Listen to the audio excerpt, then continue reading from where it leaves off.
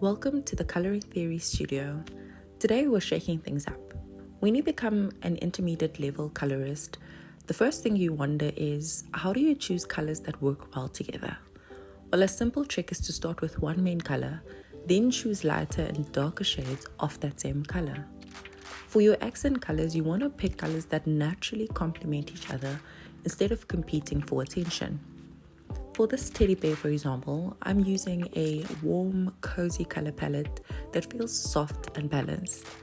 Remember, you don't need dozens of markers. Just a few colors that work together can make your coloring look beautiful. So, let's color this teddy together. And don't forget to like, share, comment, and subscribe for more. What should we color next? And what level should it be? Beginner, intermediate, or should we go advanced? Let me know.